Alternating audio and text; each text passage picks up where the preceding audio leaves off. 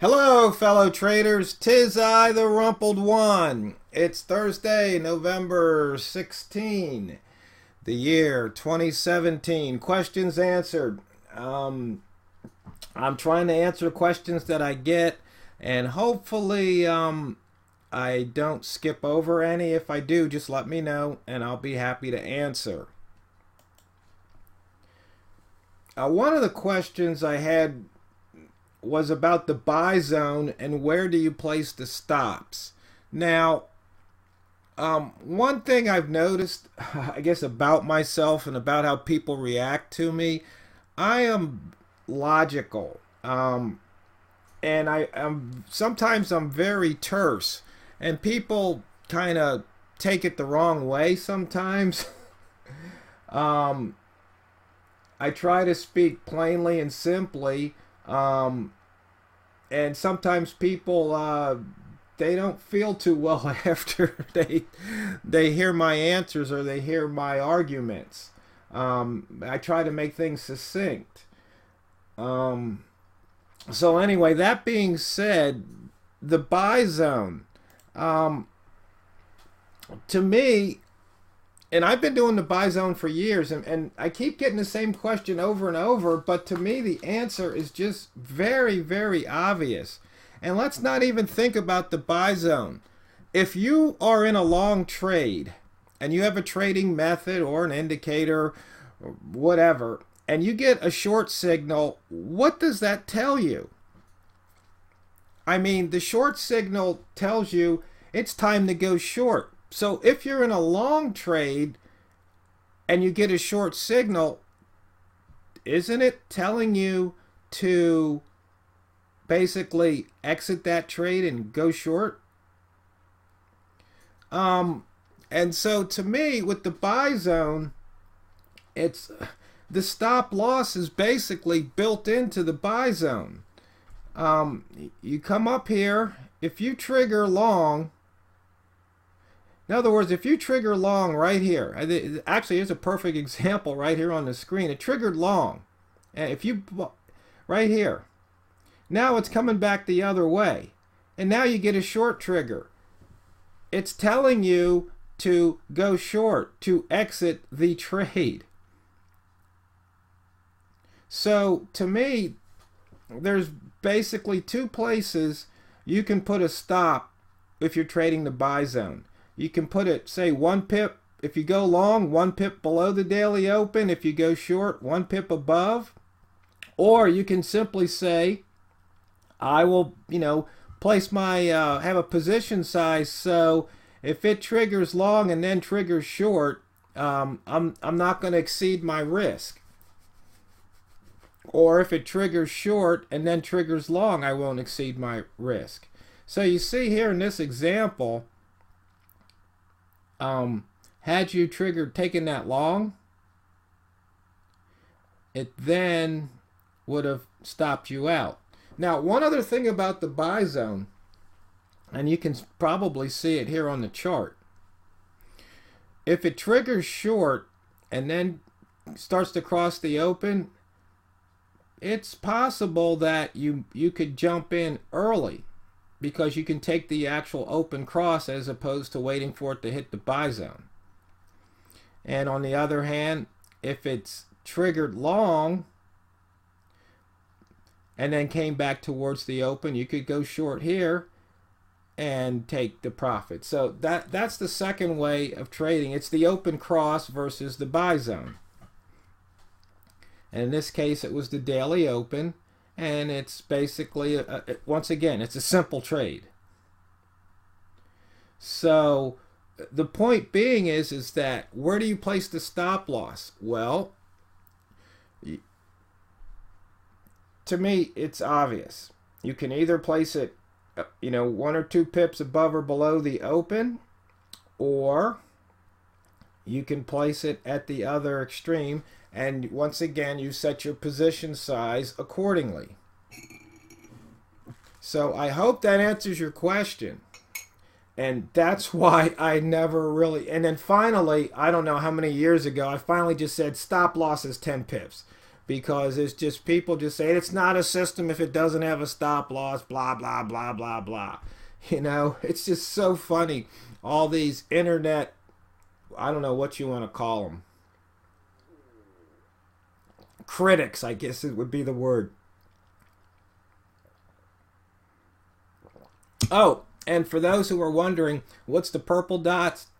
That's the daily pivot. Some pairs like to tend toward the pivot. I don't know if euro is one of them. I know the dollar yen is. So you can see here we had the daily open and it went towards the pivot. Okay, there was another question, a question about breakouts, and I believe it was on a chart similar to this one. Somebody was asking about the breakouts. Well, once again, what is a breakout? If you put a couple of horizontal lines on the chart, say maybe you put one in this red candle, it's almost a doji. So if you put a line at the top and you put a line at the bottom, then on the next one, you can see here, it looks like it broke out by about maybe something less than a pip. And some people call that a false breakout. It's just like, no, if it crossed the line, it crossed the line. It's kind of like, if you're playing basketball and you step on the line, you're out of bounds. If you're playing football and you step on the line, you're out of bounds. It's no false out of bounds. I try not to get hung up on that. That was a breakout. It just reversed very quickly, and that trade wouldn't have been profitable. On the other hand, if you were only trading in one direction based on that bottom here, you would say, okay, well, you know what? These higher opens, so let's see. We got an inside bar because the high is lower and the low is higher. So let's take the breakout in the direction of, it seems like we have more higher lows than lower lows and more higher highs than higher highs. So let's take that breakout in that direction. And so right here you'd have the line, and so you'd see you'd have to wait a couple of hours, and then you take the breakout, and then there was profit to be made. So simply speaking, a breakout is where you put a line above and below the current price, and you wait for price to hit that line, and then you go in the direction price is moving. So if it moves up to the line, you buy. If it moves down to the line, you sell short. That's all. I mean, it's not rocket science. It's not that difficult. So I think that answers that breakout question. I hope it does. If not, then ask again. Now, a couple of things let me just mention. If you can, when you ask questions, if you can provide a chart, especially on a forum, then I can see what you see, then I can better answer your question. And if you're having a problem with an indicator or you want to know how to use it, make sure you give me the complete indicator disk file name so I know that we're talking about the same indicator, and I know exactly which one, because there are many versions of some of these indicators that I've coded. And the other thing is once again, show a chart. And show a chart, especially if it's not working. If it's not working, I need to see what it is on your system. And I need to see all the information. I need to see the pair. Because right here, if you don't have this on the chart, then I won't be able to determine what the problem just might be. Because some brokers, there might be a little I here or I in the front or dot PRO or whatever, and sometimes it's a real simple input problem that the indicator might not be recognizing something, and that's all it is. So please, if you have questions, please provide charts. It helps me help you. I'm trying to think if there was another indicator question. Yeah, modifications. Chances are, if it's a squiggly line indicator, I'm probably not going to work on it. You know, unless you're really asking me for something really simple, basic, where I can just, you know, put in my modified code and put it up there. But squiggly line indicators go to the bottom of the to-do list. You know, if you've got something else you want me to work on, make sure you have the .mq4 file. Otherwise, I can't work on it. I'm not going to decompile code and try and work with that nonsense. It's just not worth it. Plus, it's not right, especially if you're trying to violate somebody's copyright. That's just wrong, unethical. So, let's see, back to trading here. I'm not sure why I put the euro up. Other than to, I think it was from yesterday. We were looking at a few pairs, but let's see. Well, we'll just leave it up there. So you see here on the week, it had broken out, and let's look at the hourly. Well, you can see here between the two blue lines, that was the actually no, between, let's see, D1 low, D1 open. Okay, so here's the open, there's the low. So it looks like, no, open low. It broke out of that wick zone. Actually, where do we have the wick zone? Yeah, it broke out of the wick zone here. So you see here it broke out once, twice, 3 times, 4 times to the downside, once to the upside, then it broke out of the upper wick zone. You can see yesterday was mostly wick. I mean, the body of the candle looks like it's only, what, 6.9 pips. So that's what was happening with the euro.